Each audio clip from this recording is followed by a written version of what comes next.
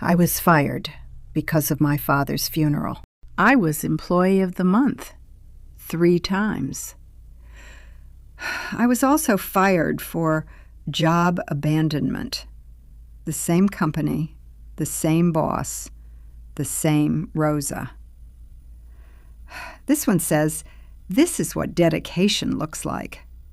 My boss gave it to me in front of everyone. March 2011. He shook my hand. He smiled. This one says, "Due to job abandonment and failure to follow company protocol, your employment is terminated effective immediately." January 2013. 22 months later. You want to know what happened between these 2 pieces of paper? My father died, and I chose to be there when it happened. They call that abandonment. Let me tell you the whole story. I started working at the Riverside Hotel in downtown Houston in 2006. I was 30 years old. I was a housekeeper, 17 rooms a day, sometimes 20 if someone called in sick. Stripped the beds, scrubbed the bathrooms, vacuumed the floors, check the corners. Always check the corners. That is where they look. My supervisor was a man named Mr. Thompson. Tall, gray hair. He carried a clipboard everywhere he went. He liked to stand in the hallway and watch us work. He never smiled. But he never yelled either. He just wrote things down. I was good at my job. I kept my head down. I did my work. I never complained. For 6 years, I did not miss a single day, not one. In 2011, I won Employee of the Month for the first time. Mr. Thompson gave me a certificate and a $25 gift card to Target. He shook my hand in front of everyone in the break room. He said, "Rosa, this is what dedication looks like." I believed him. That same year, my sister called me from Mexico. She said our father was very sick. Diabetes, heart problems. He could not afford the medication. So I started sending money, $200 every month, for 3 years. That is $7,200. I know because I kept every receipt. Javier, my husband, he did not like it. He said, "Rosa, we have bills here. We have Miguel. We have Sophia. Your father has other children. Why is it always you?" I said, "Because I am the oldest. That is how it works." He shook his head, but he did not stop me. I kept working. I kept sending money. I won Employee of the Month 2 more times. I thought I was building something. I thought my loyalty meant something. I was wrong. December 18th, 2012, 6:47 in the morning. I was in the hotel kitchen making coffee before my shift. My phone rang. I saw my sister's name on the screen. She only called when something was wrong. I answered. She was crying. I could barely understand her. "Rosa, papá está muy mal. The doctor says maybe 2 days, maybe less. You need to come, now." I put the phone down. My hands were shaking. I picked it up again. I called Javier. He said, "Go. I will figure out the money. Just go." Then I walked upstairs to Mr. Thompson's office. He was sitting at his desk eating a breakfast burrito. There was hot sauce on the corner of his mouth. I knocked on the open door. He looked up. "Yes, Rosa?" I said, "Mr. Thompson, my father is dying in Mexico. I need to ask for time off. 4 days, maybe 5. I will come back as soon as I can." He wiped his mouth with a napkin. He put down the burrito. He looked at me like I had just told him the sky was green. "Rosa," he said, "you know we are short-staffed this week. Jennifer is on vacation. Marcus called in sick yesterday. I cannot approve this." I felt something cold move through my chest. I said, "Mr. Thompson, my father is dying. I have never missed a day in 6 years. Please." He leaned back in his chair. He folded his hands on his stomach. He looked at me like I was a problem to be managed. "If you leave," he said, "I will have to write you up for job abandonment. Do you understand what that means?" I understood. I also understood that my father was going to die in 2 days, maybe less, and I was standing in a hotel hallway asking permission to say goodbye. I looked at him. I looked at the Employee of the Month certificate on the wall behind him. March 2011, my name on it. I said, "I understand." Then I walked out. I flew to Guadalajara that night. My sister picked me up at the airport. We drove 2 hours to the hospital in our town. My father was in a bed by the window. He looked so small, so tired. I had forgotten how much the work had aged him. He opened his eyes when I sat down. He tried to smile. "Mija," he said, "you came." I held his hand. I said, "Of course I came, Papa. Of course I came." He died 2 days later, December 21st, 2012, Friday morning. I was holding his hand. We buried him on Sunday, next to my mother. I stood at the grave and I did not cry. Not yet. I had to hold it together. I had to get home. I flew back to Houston Monday night.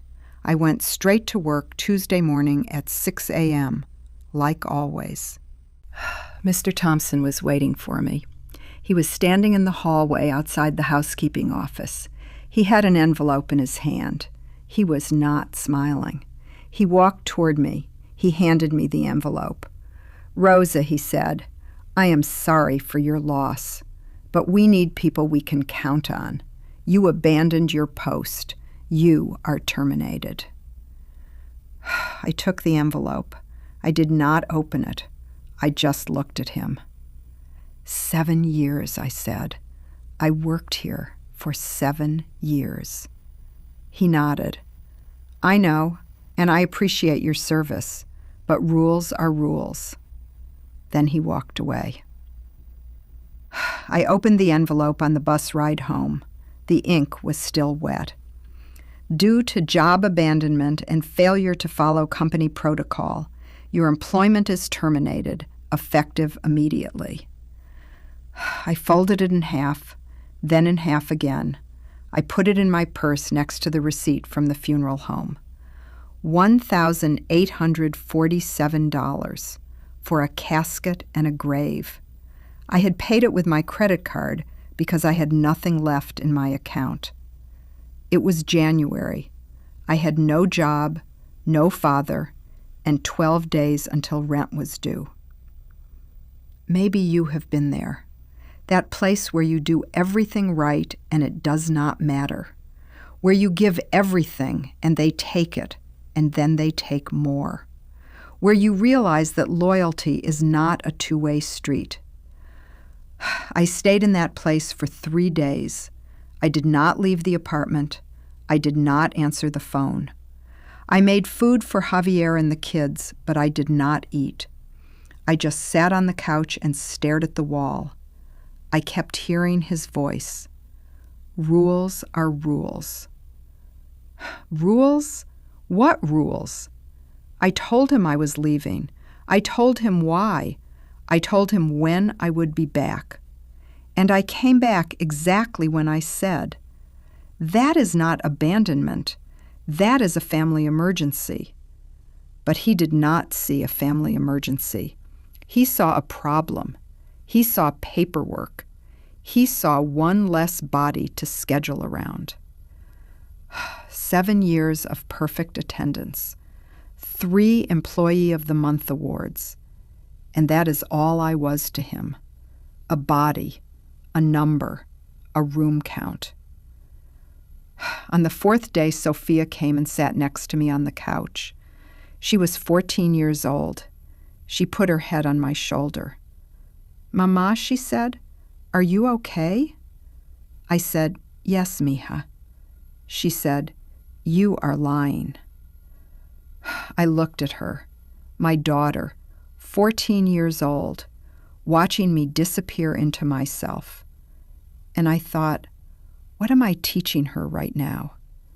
Am I teaching her that when life knocks you down, you stay down? Am I teaching her that people like us do not fight back? I stood up. I went to the bedroom. I opened the closet. I pulled out the box where I kept all my papers. 7 years of pay stubs, perfect attendance records, 12 Employee of the Week certificates, 3 Employee of the Month awards, 2 written letters from hotel guests saying how good my work was, and the termination letter. I put everything in a folder. Then I called my comadre Lupita. She cleaned offices downtown. She knew people. "Lupita," I said, "I need a lawyer. Do you know anyone?" She said, "I know someone, Mr. Ramirez. He helped my cousin with a wage theft case. I will send you his number." I called Mr. Ramirez the next morning. He said he could see me that afternoon. His office was in a small building on Westheimer. The waiting room smelled like coffee and old carpet. He was a young man, maybe 35, with kind eyes and a tired face. He shook my hand. We sat down. I gave him the folder. He went through every page. It took 20 minutes. He did not say anything. He just read. Finally, he looked up. "Mrs. Santos," he said, "Texas is an at-will employment state. They can fire you for almost any reason, but there are exceptions." I waited. "You requested time off for a family emergency, a death. You communicated clearly with your supervisor. You returned when you said you would, and they terminated you immediately upon return, calling it job abandonment." He tapped the termination letter. "Mrs. Santos, this is not job abandonment. Job abandonment is when you disappear without notice and do not return. You told them where you were going. You told them why. You came back exactly when you said." He leaned forward. "I think we have a case." I felt something in my chest. Not hope exactly, but something close. "What do I do?" I asked. "We file a complaint with the Texas Workforce Commission. We request back pay, severance, and damages. And we send a letter to the hotel's lawyers informing them that you are represented by counsel." He paused.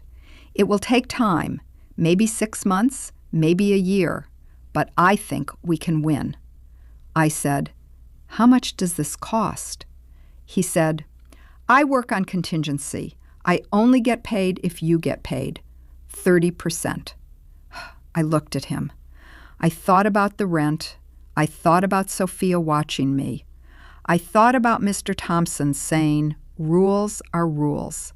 I said, "Let's do it." We shook hands. The next 8 months were hard. I had no income. Unemployment took 4 weeks to process. Javier worked overtime. I started cleaning houses again, cash only, under the table. $80 a house. Some days I got 2 houses. Some days I got none. We were late on rent twice. We ate rice and beans for dinner 2 weeks straight. Miguel asked why we never had meat anymore. I told him we were saving. He did not believe me, but he stopped asking. In October, Mr. Ramirez called. "Rosa," he said, "the hotel's lawyers want to settle." "How much?" $4,200, 3 months of salary plus 2 weeks of severance. I thought about it. I could fight for more, but fighting takes time and money and energy I did not have. I thought about Sophia. I thought about Miguel. I thought about the rent. I will take it. Are you sure? Yes. We signed the settlement in November. After Mr. Ramirez took his 30%, I received $2,940. It was not everything, but it was something. I paid off the funeral bill. I paid the back rent. I bought groceries. I put $400 in savings, the first time I had any savings since my father got sick. In December, I found a new job cleaning houses in River Oaks. $15 an hour instead of $11. No benefits. But no Mr. Thompson either. It was not the ending I wanted, but it was an ending I could live with. I still think about that morning sometimes. Mr. Thompson standing in the hallway, the envelope in his hand, the ink still wet. "Rules are rules," he said. Like that explained everything. Like 7 years meant nothing because I chose my dying father over 17 hotel rooms. I wonder if he ever thinks about it. I wonder if he remembers my name. Probably not, but I remember his. Javier used to say, "Rosa, the system is not built for people like us. It is built to use us and throw us away." I used to tell him he was too negative, that if we worked hard enough, did everything right, we would be okay. I do not say that anymore. I learned something that year. I learned that you can do everything right and still lose. I learned that loyalty is not always repaid. I learned that the people who say, "We are like a family here," are sometimes the first ones to close the door. But I also learned something else. I learned that I am stronger than I thought, that I can lose my job and my father in the same week and still get up the next morning, that I can fight back even when I am tired, that I can win even if the win is small. And I learned that my children are watching. Sophia told me years later that she remembered that week. She remembered the lawyer. She remembered the settlement. She said, "Mama, you taught me that you do not have to accept it when someone treats you wrong. You taught me to fight back." $4,200, $2,940 after the lawyer. Maybe what I gave Sophia that year was worth more than that. Maybe. If this story touched you, leave me a comment below.